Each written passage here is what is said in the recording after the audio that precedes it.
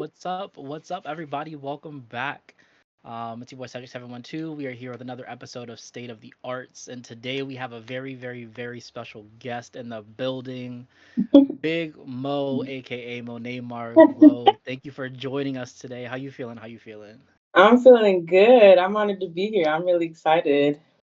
We're excited for you to be here. Excited to talk to you about this new project.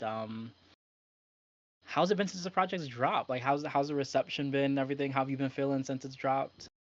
I think the reception has been great. Like I've gotten a lot of positive feedback about it from a lot of my peers also too. So I really respect that. Like I got like personal messages like this is fire, and not that I depend on things like that, but it's good to hear from like-minded people or like your audience. So I I felt good since releasing. I released on my birthday, so I just feel like it's been like a good momentum. Hey, I like Yeah. that. I like that. And we got to see you perform it at Tampa Beat Weekend. How was that experience getting to perform it for the first time and all that with the live band too? How Yeah, was that? that was amazing. I really stamped that as like probably, currently as one of the highest moments of my career so far. I think it was really a turning point for me as a performer, like not just an artist. I really had to put a lot into that. It was my first time playing with a live band, kind of directing a live band, um, going like not back to back, but like really curating a set. Like we're gonna go from Okay. this song and do this thing. Like there's gonna be me talking. I never talk that much during in between sets, like in between songs. I usually just like, all right, to the next thing, to the next thing. Um, it was really a level up for me, so I really appreciate Tampa Beat for the opportunity. Like it is crazy. Okay, and I think you had some family in the building up front and everything. You had a little crew out there. How was that? How was that? I saw them going crazy in the front. That was my mama. Like she's when I tell you she's my number one fan.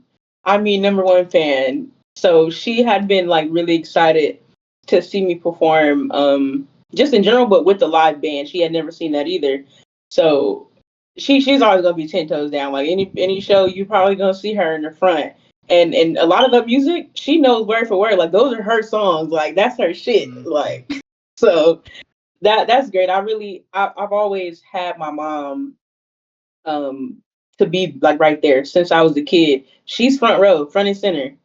I used to be really like anxious and shit, and I would wear like sunglasses and only Mm. stare at her while I was performing. So we locked in. I love that. You definitely shouted her out a lot on the project and like shared some of the words of wisdom she gave you.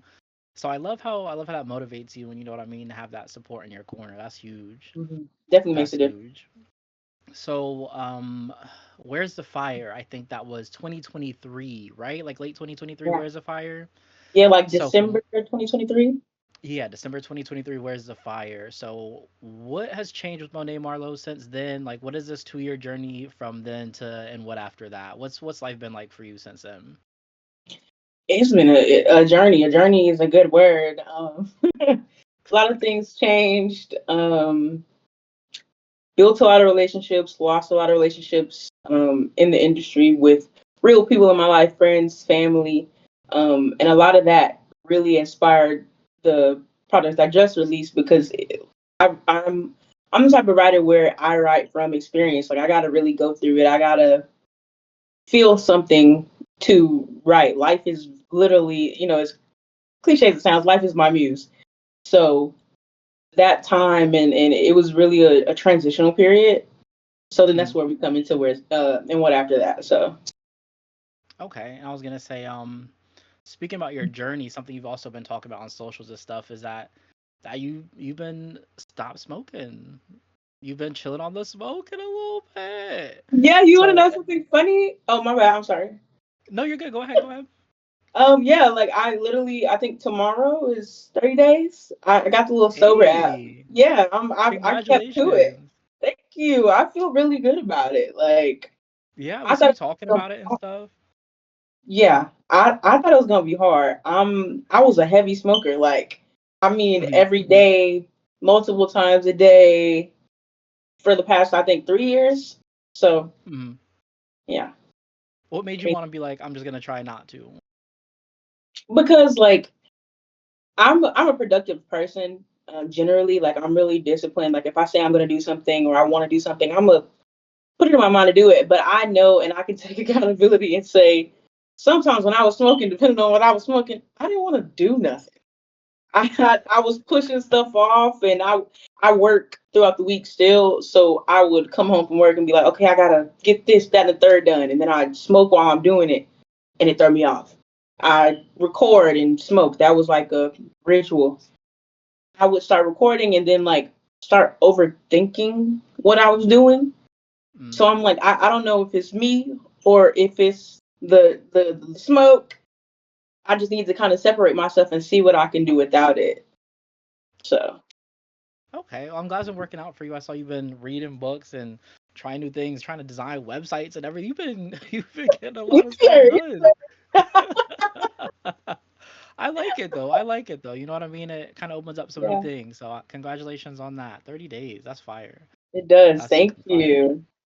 So let's dive into the project and what after that. I Hmm. gave my review on the last episode and then I kind of did the one on social media too, but this project is amazing. Thank you. And one of the things that blew me away was yes, we know you as a rapper, and yes, you've sung before, but I feel like you were singing your ass off on this project. I cannot lie. You sang your ass off on this. So, were you putting more emphasis on singing more on this, or what was the thought process like breaking down between rapping and singing? I definitely think I won't say like I made it a goal to sing more. When I like a lot of people don't know, I started in the church. Like I was a singer before I like called myself a rapper. Like I would just sing. So it Mm-hmm. kind of is like I'm an R&B girl, low key, like R&B soul, like that. That's what comes natural to me. I just kind of I was in a headspace of like, oh, I'm a rapper, so I need to rap with the first Okay. album. But when it came to and what after that, I was like, just about to do whatever, like literally whatever I feel, whatever comes out. And a lot of that was melodic, more singing. I really let that speak because that's kind of no, I won't say first nature. Like not that I'm not a rapper, but Mm-hmm. that's what comes out first. I don't know. I like that. No, I think for me, my favorite song on this project is "Till Morning." Like 100% "Till Morning." That song is so fire. Yes. I think the other thing I noticed on this project was you had a couple skits on here. Yeah. What made you want to put skits on like nobody's doing skits anymore. Like where did the skits come about for this project? That literally came from just my love for hip hop and like what it used to be. If you listen to any like the Jay-Z older albums, the Biggie, the Nas's, the Eves, like they would have skits. Like they would have little tidbits between the songs where it's like either leading up to the next song or it's just putting you in that energy of whatever the next song was about. And I was like, I want to do some shit like that. That kind of represents me and this city. So like you got what's next? And it literally starts with you hear like the fire crackling and you hear freaking frogs and it sounds like Florida is on fire. Like it sounds like a swamp is on fire or something. I'm like, I gotta do something that kind of speaks to me. I love shit Uh like that, like playing a little game, like no, I agree. Because when Knock Knock came on and then it went right into Pussy Rap, I was like, okay, that's fire. That's fire. But literally, it's you also did cool it. because it's so short. Like it's not too much to it, but it adds so Yeah. much to the sequencing of the project. So I do think that's Mhm. fire. Yeah. And then the It other one you released me. have on Yeah. there is I-275.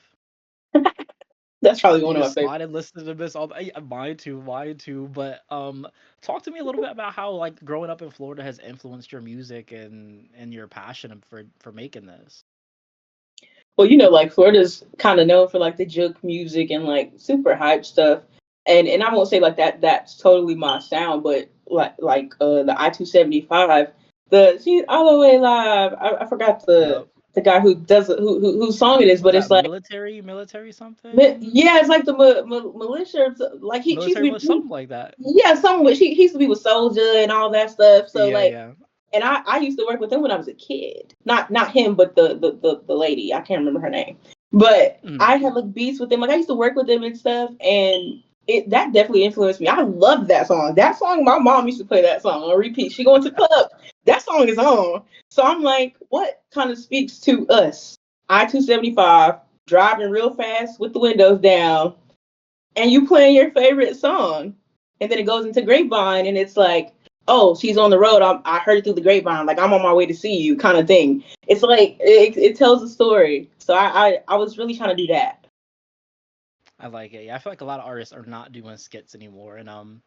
I haven't really thought about it. Like, it hasn't crossed my mind in a long time because they've just kind of fizzled out over time, and you kind of whatever. Mm-hmm. But hearing the skits on your project, I was like, oh, okay. Like, I feel like skits can be very important to a project. So I think this really Yeah. helped with the sequencing of it. Um, and I feel like the first half of the project is very much so you declaring like you don't give a fuck anymore. You are who you are, and you're not trying to please anybody else. You're just doing what you're doing. So Mm-hmm. talk to me a little about that. Like, is that you finding your confidence, or what is this? What is this victory chant you're doing? Yeah, it definitely is that. Like, you hit the nail on the head. The first part, and that's it's crazy you say that because that's literally how I was wording it, talking to like the label and the team and stuff. Like, this is what this is. The first half of it is more so like, hey, I'm here. I really don't care. Cause Where's the Fire is like, okay, what's going on? Where's the fire? I'm here. And now, and what after it is like, well, I just did all that. This is who I am. What about it? Like, I'm standing on that. And I'll say, like, I talked about that journey. A lot of people had me fucked up. So the first part of the project was really me getting that off my chest. Like, if you ever did something to me, fucked me over, or made me feel some kind of way, good or bad, there's something in my music that insinuates you like that. Mm. That's really I what can that hear it. was. I can hear Yeah, it. Okay. like, it may not be super specific, it could be vague, but you might listen to it and be like, was she talking about me? I probably was. I probably was. And then the rest of the project, I kind of calmed down, and it's like, okay, but okay, and it goes to And then and what Goliath. yeah, and it goes to Goliath, and then you go to something even softer, like Some of Us Hover and things like that, and then Yep, yep, you yep. see, like, it's kind of like the roller coaster of emotions of grief and vulnerability. I'm mad in the Mm. beginning. I'm like, fuck y'all, and then it's like, all right, what next? What after anger? What's next? So, So tell me about the outro. All you who enter here. mm, Um, I thought that was a really solid way to end the project. I feel like that was like the stamp at the end. Like, I am here to stay. I don't give a fuck what anybody else is talking about. I'm here. So talk to me about why you decided to end with that track and what that track means in the scope of this project. it means exactly that. Like, it was. I was looking for a track that wasn't like a full track, something that was really like point in case. This is it, because you start with what's next, and then it was me like, I did it, and then, okay, how do I end this conversation about all these things I've been going through? Like, what summarizes everything I talked about? And it was all ye, and all ye who enter here. It's like, you ever heard the phrase, what's it, um the the the devil's something, like that little, the pyramid, like the gates of hell kind of thing. I'm not saying Okay, that this okay. album was the gates of hell, but like, it's like, this is a warning, all you who enter here, like, moving forward. I've Mm, said my piece, and now I'm moving forward. This is your warning. This is yeah, that, and that's like, that's it.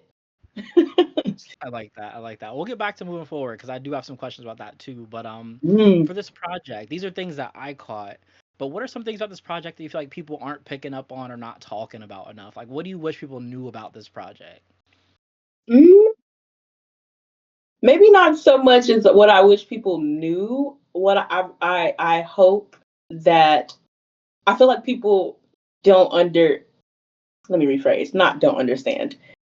Some people may not catch all of the lyricism, and I know that's a bit like, oh, toot your own hornish, but I really don't care. I do think I'm a top tier lyricist, and sometimes I surprise myself with the things I say, and like the layers to the bars and the words and stuff like that. It will go over some people's heads. I like, you. Some of the stuff you gotta listen to more than once, and you'll go listen and be like, damn, she really was saying something. I really hope that people pay attention closely, because I could say one thing and you think it's one thing, but I probably mean like two other things.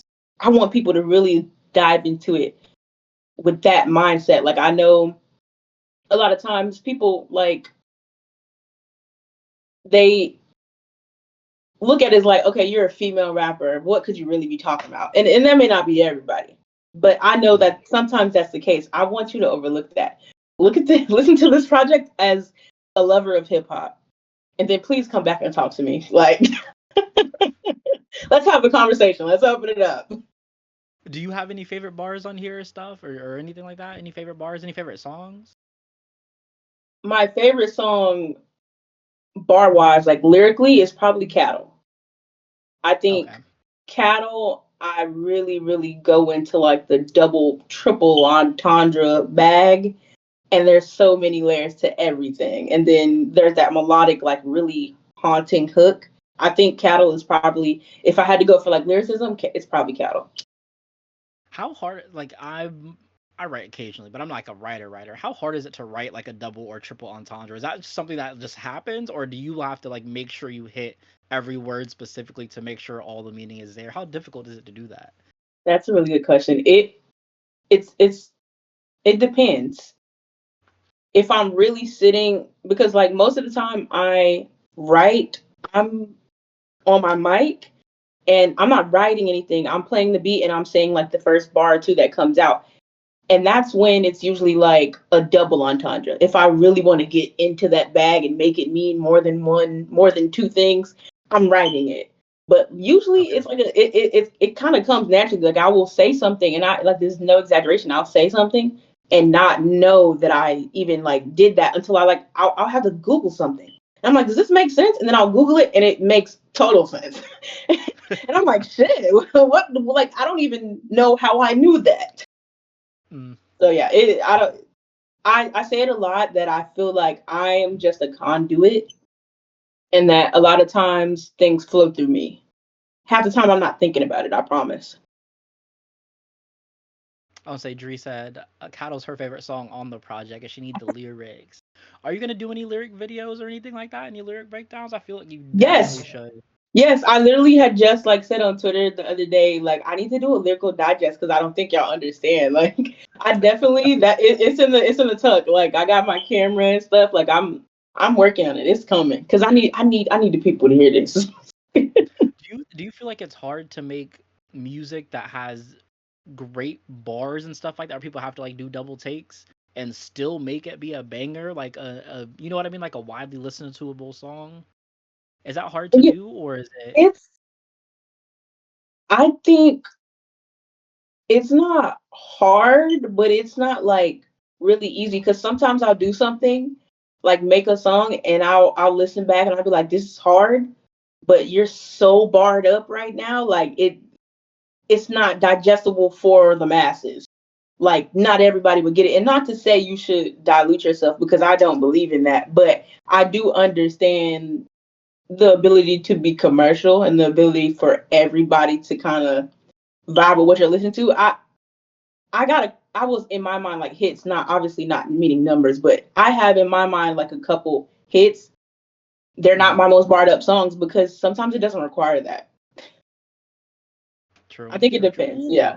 I had a question for you. It's not related to this topic. It's about Hood Baby. Ooh, okay. Because I feel like everybody really knows, you know Monet, you know Hood Baby. Like Hood Baby is that song. Do you Yeah. ever feel like you can't escape Hood Baby? Does that matter to you, or is it just like you just keep moving? Like, do you care about that? You want to know something? I love Hood Baby. I do not care about that at all. I don't think Okay.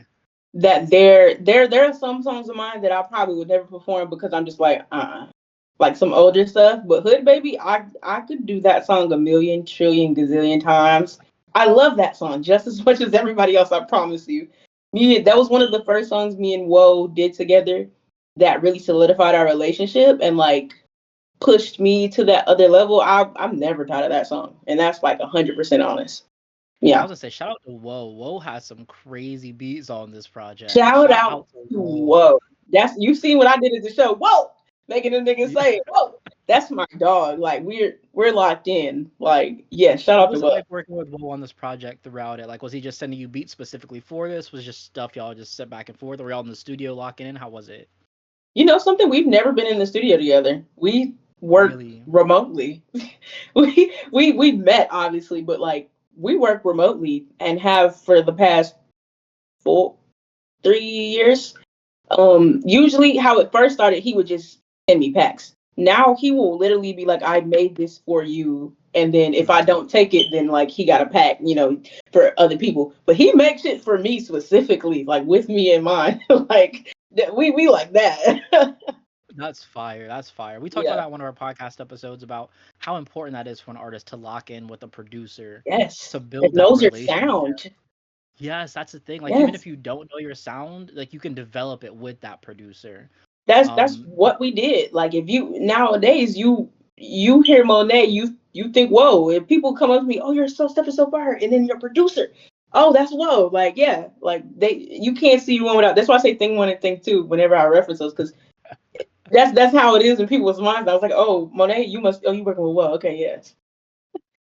yep, and Dre said his producer tag is fire too. I agree. That is a Whoa, fire producer yeah, tag. it's so catchy. It's It so is. catchy. It is. Speaking of producing though, I heard you're trying to get into producing now. You making beats and stuff on the Yeah, low. How is that? How is that going? little Hey, let's something. go. How is It's that like going? literally, like I got my little thing right here. Hey, Like, okay. yeah, like I ain't I'm not gonna do that. No disclaimers. My creative writing teacher told me to never do shit like that. Actually, no disclaimers. Yes, I produce just a little bit. I'm working on I it. like it. I like I'm it. I I'm like it. working on it. This next project or next releases, I'm still working on that. The next releases, the next two are produced by me fully. Ooh, So okay. I'm excited. I'm really stepping into that. It's so freeing because like I love working with a producer. Do not get me wrong, but there's something about making what's in my mind come Mm. and like listening to it out loud. Like it's nuts. Like coming like starting with a say I start singing or something, and then I can go and try and play some keys and create something. And now this song, this idea that was in my mind is like here for me to listen to. It's crazy. Instantly. I like that. I like that. And you keep mentioning moving forward and stuff, and you already talk about new music that you're excited to drop and everything else. I see y'all have no idea what I got up the tuck. So what's next for you? Without saying too much, I have okay at least one more song coming out soon. I Okay. can't get the date yet. We're working on that, but there's a song coming out soon, and soon meaning like within the next month. Okay. That's yeah, within the next month, and it's produced by me. I literally just made it the other day. It's one of those ones when you like Ooh, create something and it's like, oh yeah, I gotta do something with this right now. Like it's like an itch you can't scratch. It's like that. I I'm like that like, you're doing that because I know like with Tyler and his Don't Tap the Glass project, he was just like I just made these songs and I just had that feeling I just had to get this out. yeah, it's nothing like I just made this and I have to get it off my chest and I have to have people have it. yes, because I'm usually like I won't say I'm slow to create. Like I create a lot in like long periods of time. I like to curate stuff and I like to make worlds and do rollouts and X, Y, and Z. But sometimes you just got to get it out. Like I don't even know what I'm gonna be doing yet. I'm working on that. But even if it's nothing huge, I just know y'all gotta hear this. Like I gotta give this to y'all right now before like my brain gets tired of it or something. Because I don't know, like for other artists, I really when I create something, sometimes I get that feeling where it's just like this is taking over my whole body. I feel really good about this. Like my mom will my mom will tell anybody. She's like when I showed her the song that's coming out, she was like, "Oh yeah, I haven't seen you this excited about like a release in forever. It's good to see you excited again." I'm like, "Yeah, this is one of those." So do you feel like you're just in that flow state right now? Like it's just coming easier to you, or what do you think is unlocking this like resurgence inside you?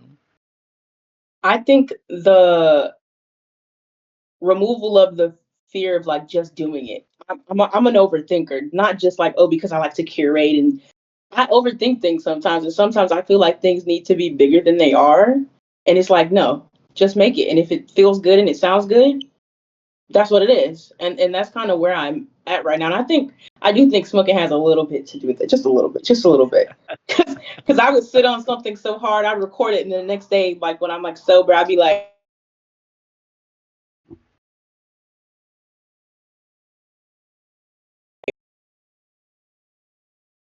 Hold on, I think we lost you for a second there. Oh, your mic's muted. Your mic's muted.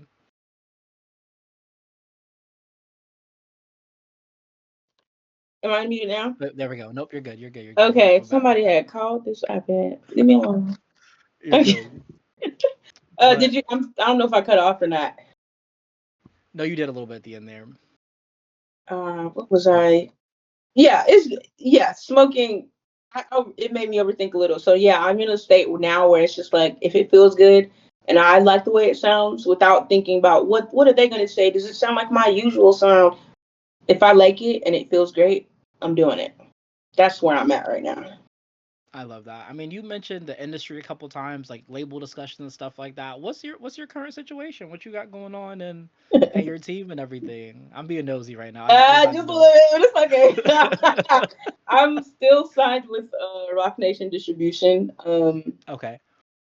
Pretty good deal with them. I just started working with Randy. He's now my lawyer, so we're Hey, gonna. shout out Randy. He just joined the Discord. Salute to Randy. Yeah, I just literally before getting on with you guys, I was just meeting with him. Like he's literally my lawyer now. Okay. So I'll be working with him moving forward on like where I am, with rock and stuff like that. But I've been with them for I think 2.5 years. It's supposed to be like 3, so I think this might be my last project. We're working on some things. That's why I say like things are kind of in the process. I know I'm releasing Okay. music regardless, like soon, but a project, an album, and how long and stuff, it's in the works. Yeah, So you're trying to figure out and what after that. literally. And Oh, yeah, yeah, yeah. I like that. So what's it been like working with Randy? Have you like learned anything or has anything surprised you or things like you didn't realize? Yeah, like just contract talk, like some stuff. I'm like, oh, well, I didn't know that. Or he, Mm. explain something, and I'd be like, well, damn, I thought this was different. Like, yeah, this is my first time meeting him today, though. So like when I say we literally, he just became my lawyer. Like I talked to him yesterday on the phone, and then today I met him in his office. So so we're this is also a work in progress. But That's he no, fire though. yeah, it was a really great meeting. Like he had a lot of insight on the industry. He answered like any questions I had. Like I'm in good hands. Like I can Good. tell. I can tell. So I'm I really love to excited hear on that. that partnership. Yeah.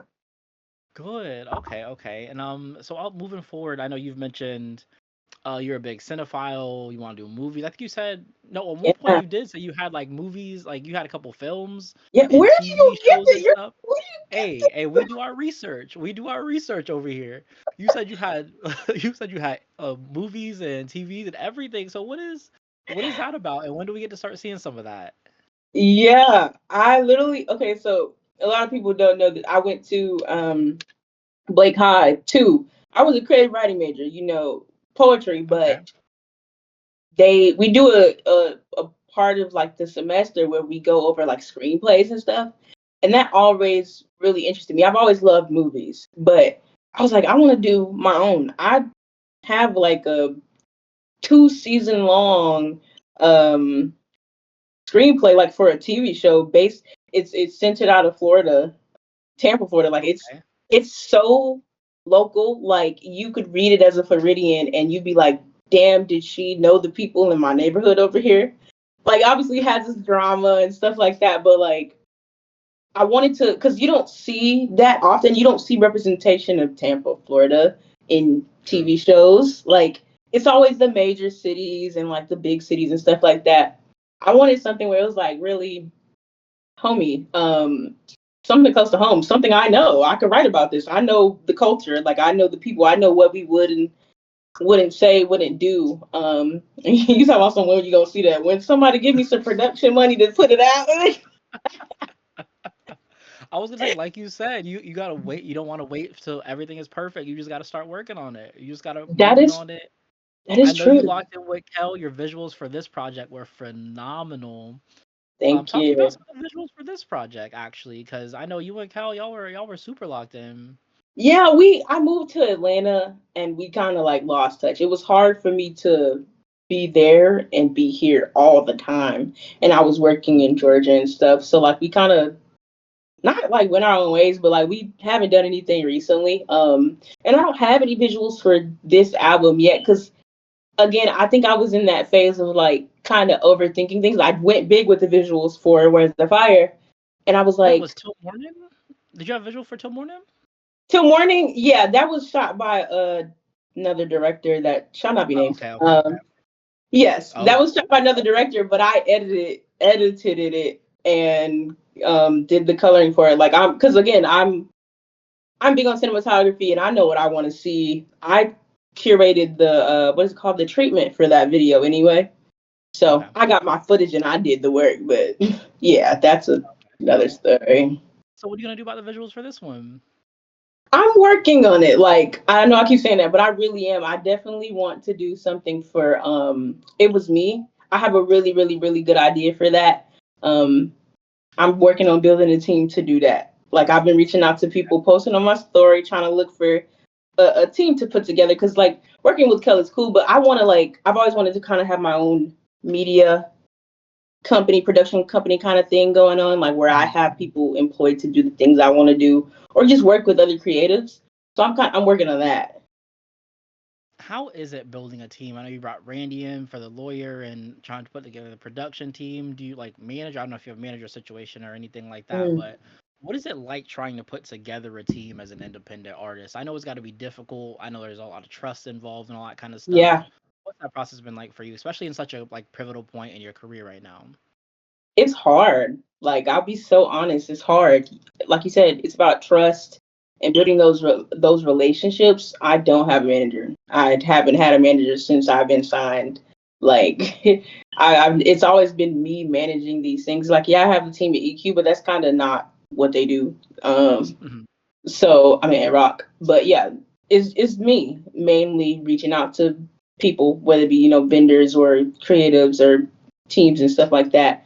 Reaching out to Randy, I had we had been talking recently. Like I've known him for a while, and he had been interested in talking and like working with me and stuff. But again, I was out of state. It was just too much going on.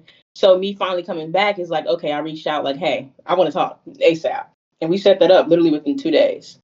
Um, but yeah, building those relationships is it definitely takes time because this city is a little iffy. Like the people, people have their own things going on, commitments. There's a lot of these are my people, these are those people. Like kind of Yeah. cliquish without saying cliquish. It's a No, it's little definitely clickish. You can say we talk about it okay. all the See, time. yeah, It's definitely yeah. Like clickish I'm for sure. say the elephant in the room. They're a little For cliquish, sure. so it's hard to be like, hey, you want to work? Because then it's like it's just weird. Sometimes I get weird energy, and it. There's been a couple times where I'm just like, I'm gonna just figure this shit out myself, which is the point I'm at now because I've had many instances of working with certain people, and then shit falls through or the energy is off, and I'm the type of person. If the energy is off, I don't want to work no more because you're gonna pollute whatever I'm doing. Like it's not gonna feel good. And now I'm gonna be Yeah. pretend. I already gotta pretend in my job to like these people. Now I gotta pretend with you that I'm enjoying this. This is supposed to be the one thing I'm enjoying right now. So yeah, I'm really protective of my art and my energy and my time. If I feel like you're wasting my time or I feel like this just I see patterns. Like if I can tell that you do one thing that make me feel a kind of way, I'm be like, all right, you got one more chance, and then you do some other shit. I'm like, that's raps. So it is Gotcha. hard. That makes sense. And you mentioned your job, and you tweeted that it was so weird going back to your job after performing. Yes. And I had never even thought about something like that. I was like, damn, you go up there, you kill the stage, living out your dreams. You know what I mean? Like doing what Yeah. you love to do, and then you gotta go walk back in the office and do it. It's so depressing because I'm a human resource manager. Like, so I'm going in and I'm talking that's code switching times 1,000. I just get Yes. off a stage and literally it's Sunday. The show was Sunday night, so I go to work at Monday at 8 a.m. and I'm back at work. And I literally was so sad, like no joke. I was like, bro, I should be on a stage somewhere. Like Do this they shit know is you rap? Do they know you make music? they do now because some of my coworkers came to the show. Cause my mama, I work with my mom. She's a welder at the company I'm human resources for. She works at the company I work for too. Okay. She done walked around and told everybody what I do and that they need to come to my show. So yes, they all know. That's love. That's love.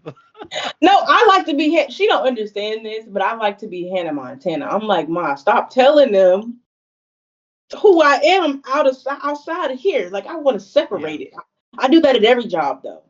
Like I don't. If I ever work anywhere, I'm not explicitly walking around like, "Hey y'all, I'm Monae Marleau. I'm signed and I do this."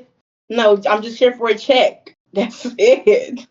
Yep. I hear that. I hear that. So what was your deciding factor moving back to Tampa? Community, because literally community. I don't know nobody in Atlanta, and not to say I couldn't meet people, but Atlanta's different. Like that's a different culture, different Different people. how? Different how? Because I know there's people in Tampa who like I want to move to Atlanta. Atlanta's where it's at. We got to move to Atlanta. So what about Atlanta? What you like about Atlanta? I loved Atlanta. I lived in Stone Mountain, really quiet Oh, area. okay. Yeah, Yeah. I like I like nature, so I wasn't trying to be in the city. I didn't want to be metro. I used to go Okay. to Atlanta to do stuff. Like I did a couple of things out there, but like just in general, a lot of the like I my experience, I was experiencing some weird people, and it was hard for me to. I was busy a lot, and it was hard for me to really not make friends, but like make just kind of network and put myself out there. But I knew Tampa, and it's not to say you got to go back to what's familiar, but sometimes you just need to get away. Maybe I just needed to go to Atlanta and just chill out, and then I come back to Tampa, and now I'm in a season where now more I'm putting myself out there more. I'm going to more events, meeting more people. I'm really an introvert in real life. Like I don't care what the personas say in the music. Like that's just my thoughts. Like that's my feelings. But me as a person, I'm to myself most of the time. So Atlanta's too fast for me. I think that's what it is. Atlanta a little fast. It's a little fast. I This is familiarity. I love Florida. I love my city. I won't say this is where I Yeah. belong, but I was glad to come back. Heard. Yeah. So maybe Atlanta was just like a reset for you. You know what I mean? Like a hard reset button. Got to step away Yes. for a bit, and now you're back doing your thing and Yeah. delivering absolute fire right now. Thank you. I definitely think that's what it was. Yeah. I think so too, man. That's all I had. Do you have anything else that you want to throw out there to the fans? Anyone who's been supporting you? I just want to say thank you. Like, I see everything. I'm not the best at responding to every comment and every DM and stuff like that, but I see it all, and I really do appreciate any and everybody who's ever liked a video, liked a clip, like commented, shared it, reposted it, whatever. I don't care. Like, because it all means something. I'm not big on numbers. That'll come when it comes. It's the support that really means something to me. People who come to my shows and say like, "Oh, I came to see you. I had to come see you before I left," or like, I came to see you perform. Like, I had to catch a show." I love that because like, damn, you really thought of me. Like, you really fucking with the kids. Like, that's the feeling it brings, and it's beautiful to see that the work is not in vain. So I appreciate everybody. Absolutely. I think that's very well said. The work is not in vain at all. Congratulations on Thank what after you. that. And then we're looking forward to the new music you got coming too, because we know you already working with the Yes, X team. y'all gonna see some So clips soon. okay, okay, good, good, good, good. Yes, We're very we'll see. excited for that. Good. All right. Well, thank you for joining us today, and thank you everybody else in chat. We appreciate y'all. Thank you for tuning in to another episode of State of the Arts. Please make sure you join our Discord if you are not already in our Discord channel. And thank you again, Monet. We appreciate you. And we will catch y'all next time right here, only on Archive. Thank you. Peace. Bye. Bye.